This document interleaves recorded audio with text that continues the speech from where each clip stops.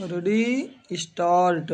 श्रीमान, मैं आपको बताऊंगा कि खेती में सुधार के बारे में हमारे कुछ लोगों का क्या विचार है। हमने विभिन्न दृष्टिकोणों से अलग-अलग विचार किया है। विशेष रूप से सबसे ऊंची सीमा बांधने तथा सहकार के प्रश्न पर, किंतु हम अनुभव करने लग गए हैं कि दोनों का आपस में गहरा संबंध है।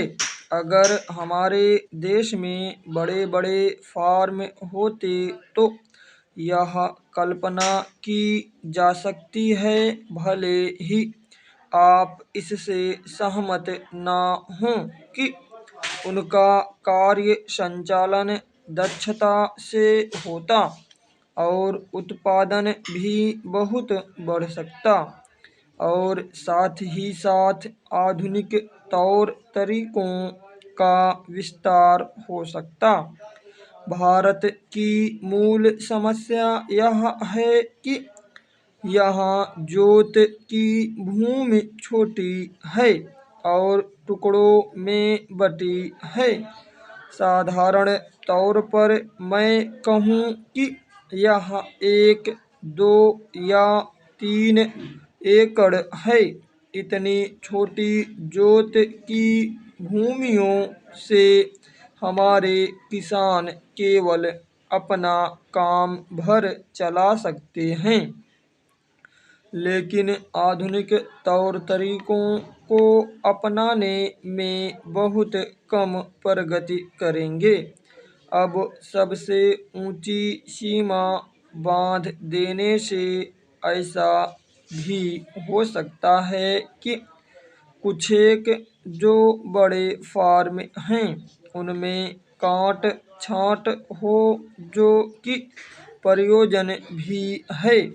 अगर आप चाहते हैं कि प्रगति हो और आधुनिक तौर तरीकों का प्रचलन हो, तब तो ये जो अनगिनत छोटे-छोटे फार्म हैं, इनको सहकारी ढंग से चलाना है, जिससे कि वे आधुनिक उपायों का लाभ उठा सकें।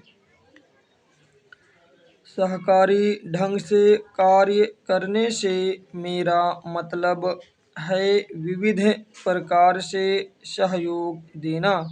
हम सोचते हैं कि पहला कदम सहकार होना चाहिए और ऋण के अलावा अन्य कई प्रकार से भी सहायता की जा सकती है, जैसे वस्तुओं को खरीदना और बेचना, बीज, खाद तथा इसी प्रकार की वस्तुओं को दिलाना। दूसरा कदम है धीरे-धीरे बीच वाले आदमी को हटा देना।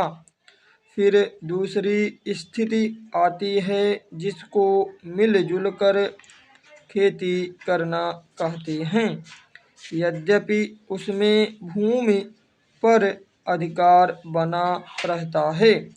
इस प्रकार का हमारा दृष्टिकोण है, जिससे से अधिक सीमा की समस्या को सहकारों से अधिक जोड़ा जा सके।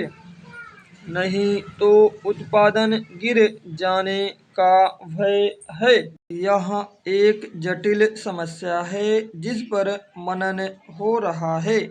सहकार से मेरा मतलब एक गांव के सहकार से है और ज़्यादा से ज़्यादा 2-3 गांव का सहकार भी हो सकता है, यदि वे निकट से संबंधित हैं, लेकिन हमारी सरकार इनकी भरपूर सहायता करेगी। स्टॉप।